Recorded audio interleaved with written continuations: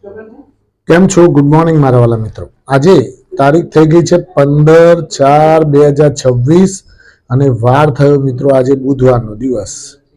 આજે બુધવારના દિવસે મિત્રો આપણે ગજાનન ગણપતિ દાદા અઠોરવાળા એમને યાદ કરવાનો દિવસ. દાદા એટલે સર્વશ્રેષ્ઠ કોઈ પણ શુભ કાર્યની શરૂઆત કરીએ ત્યારે એ દાદાને યાદ કરવા ખૂબ જ જરૂરી છે, ખરું ને મિત્રો? તો આજનો દિવસ સ્પેશિયલ દિવસ છે. આજે બહુ મોટું ગેપઅપ મળવાનું છે. કેમ મળવાનું છે? 2-3 કારણો પણ છે, એ પણ તમને જણાવું છું. આપણે સોમવારે છેલ્લે બજાર ક્યાં મૂકીને આવ્યા હતા એ પણ આપણે જોવાનું છે. કારણ કે મંગળવારે ગઈકાલે બાબા સાહેબ આંબેડકરની જયંતિની રજા હતી. એના કારણે આપણે ગઈકાલે રજા તો ભોગવી, પણ આજે આપણે ચર્ચા કરીશું કે સોમવારે છેલ્લે ક્યાં બજાર મૂકીને આવ્યા હતા, આજે બજાર કેવું રહી શકે છે, ગેપઅપમાં શું કરવું, ખરીદવું કે પછી હોલ્ડ કરવું કે પછી જે છે એને વેચવું, એના ઉપર આપણે ચર્ચાઓ કરવાની છે મિત્રો. હવે વાત કરીએ મિત્રો તો બજારની. પહેલાં આપણે જોઈ લઈએ સોમવારે બજાર કેવું રહ્યું. તો સોમવારે મિત્રો બજારમાં થોડું દબાવ સાથે કામકાજ કરતું હતું અને પ્રોફિટ બુકિંગ ચાલતી હતી. અલગ અલગ નેગેટિવ ન્યૂઝ હતા કે ભાઈ ઈરાન અને અમેરિકા વચ્ચે વાર્તા શાંતિ વાર્તા ફેલ ગઈ છે. આ શાંતિ વાર્તા ફેલ જવાના કારણે ચર્ચા જોર પકડી લીધી બજારમાં અને એના કારણે બજારમાં પ્રેશર અને વેચવાલીનું જોર જોવા મળતું હતું. પણ વધારે જોર જામ્યું નહીં. 400-450 સુધી નિફ્ટી માઇનસ ગઈ, પછી ત્યાંથી રિકવર થતી થતી છેલ્લે નિફ્ટી 207 અંક બંધ જોવા મળી નેગેટિવ, અને સેન્સેક્સ પણ મિત્રો 702 અંકના ઘટાડા સાથે 76,847 અંક બંધ જોવા મળ્યો.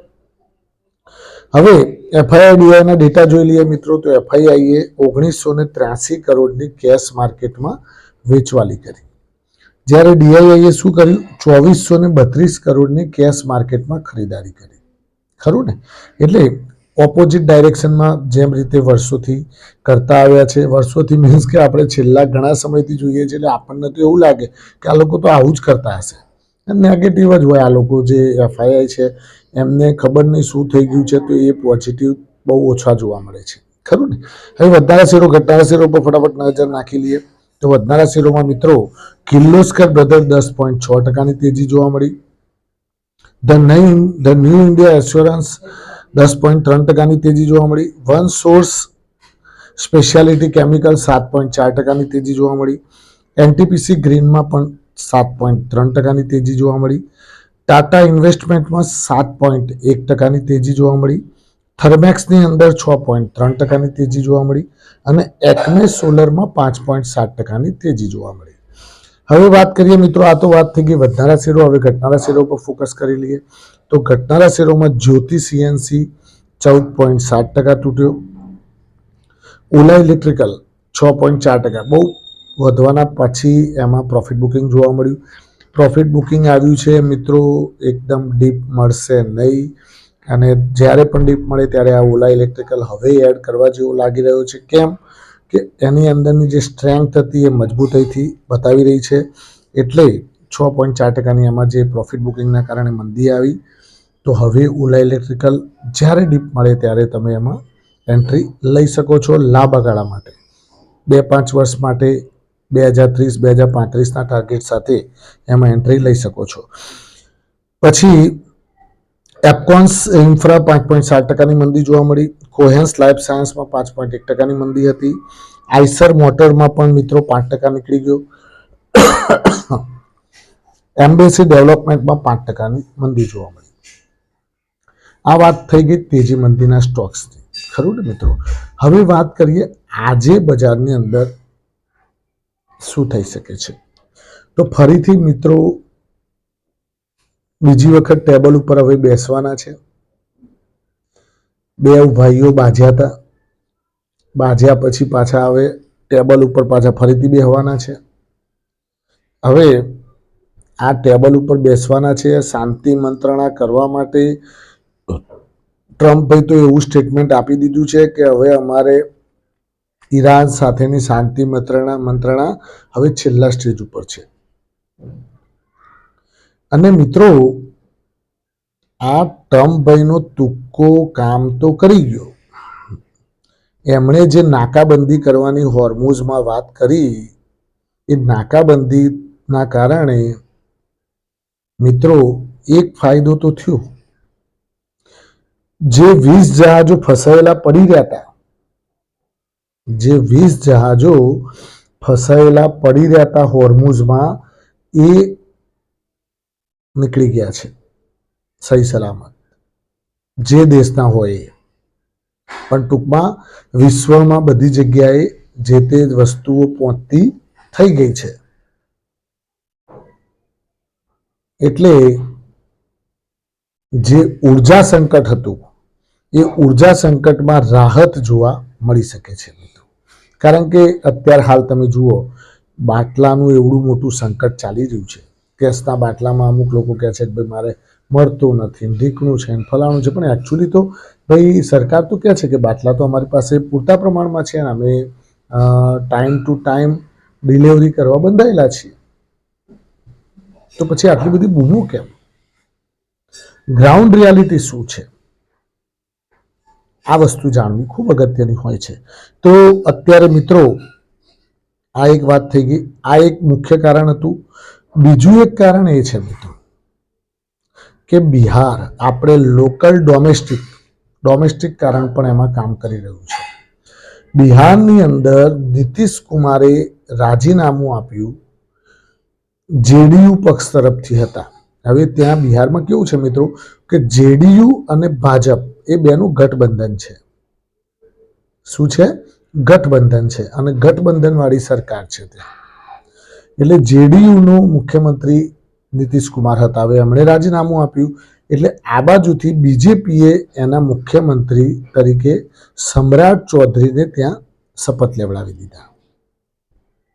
એટલે ત્યાં બીજેપીનું હોલ્ડ બિહારમાં થઈ ગયું. અને તમે બધા જાણો છો કે લોકસભા ઇલેક્શનમાં બિહારનું કેટલું બધું મહત્વ છે, અને એમાં પણ બિહારમાં બીજેપીનું હોલ્ડ અને બીજેપીનું શાસન હોય, એટલે ઘણું બધું પોઝિટિવ લોકસભા માટે કહી શકાય મિત્રો. તો આ એક પોઝિટિવ પરિબળ, બહુ મોટું પોઝિટિવ પરિબળ કહી શકાય મિત્રો, કે જેના કારણે સડસડાટ નિફ્ટી આજે 370 અંક પ્લસ બતાવી રહી છે. ગિફ્ટ નિફ્ટી, ખરું ને? એટલે આ એક બીજું કારણ છે મિત્રો.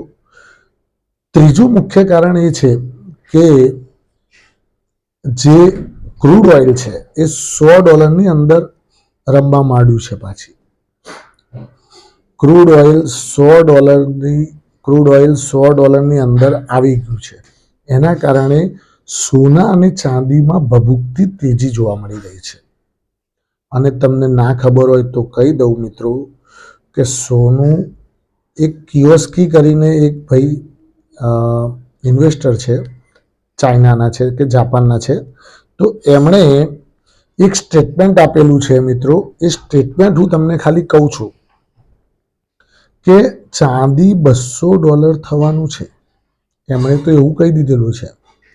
અને સોનું $35,000 થવાનું છે, આવી આગાહી કરેલી છે.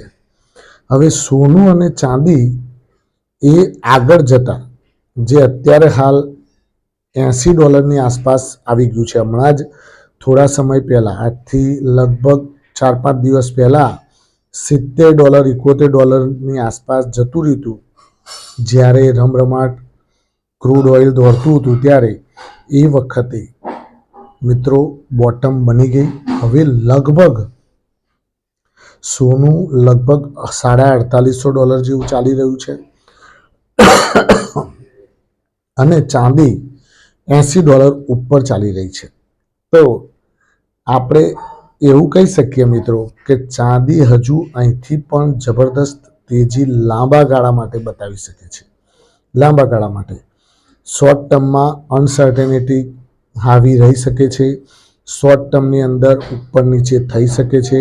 એક સબસ્ક્રાઈબરે મને પૂછ્યું હતું કે સોના ચાંદીમાં પણ જરા જણાવજો, તો એમને આ કહી દીધું કે સોના ચાંદીમાં આ કન્ડિશન છે મિત્રો. કોઈ પણ જાતની સોનામાં તો તમે રોકાણ કરેલું હોય તો ગભરાવાની જરૂર નથી, કારણ કે તમે નથી રોકાણ કર્યું. એના કરતાં 500 ગણું રોકાણ સેન્ટ્રલ બેન્કોએ કરેલું છે અલગ અલગ દેશની. તો એ લોકોને પેટનું પાણી નથી હલતું, તો તમે શું કા 2-5 તોલાવાળા હચમચી જાઓ છો? એટલે મિત્રો, હંમેશા નીચા ભાવ મળે ત્યારે તમે એમાં ડીપમાં ખરીદારી કરો, અને સેફ હેવન તરીકે ઉભરી આવેલું છે. અને મહેરબાની કરી શક્ય હોય ત્યાં સુધી સેફ હેવનમાં રોકાણ લાંબા ગાળા માટે કરો. આ રોકાણ ફિઝિકલી કરો તો વધારે સારું. કેમ કે તમારે ઉપયોગમાં મેરેજ સિઝન છે, ઢીકણા છે, ફલાણા છે, બધામાં કામ લાગવાનું જ છે, ખરું ને મિત્રો? અચ્છા, બીજી વસ્તુ કે ક્રૂડ ઓઇલ ડાઉન આવ્યું છે એટલે ઓએનજીસી અને ઓઇલ ઇન્ડિયામાં નેગેટિવ કહી શકાય. એશિયન પેન્ટ માટે પોઝિટિવ કહી શકાય, કારણ કે એશિયન પેન્ટ મિત્રો, પેન્ટ જે છે ક્રૂડ ઓઇલ એમને મોંઘું મળે તો એશિયન પેન્ટને નેગેટિવ કહી શકાય, અને ક્રૂડ ઓઇલ સસ્તું મળે તો એશિયન પેન્ટ માટે પોઝિટિવ કહી શકાય. Thank you very much. ખૂબ ખૂબ આભાર. આજનો દિવસ તમારા માટે શુભ રહે, લાભદાયી રહે, ફળદાયી રહ્યું. મારા પ્રોફિટ પોઈન્ટ ચેનલ વતી આપ સૌને શુભકામનાઓ. Thank you very much.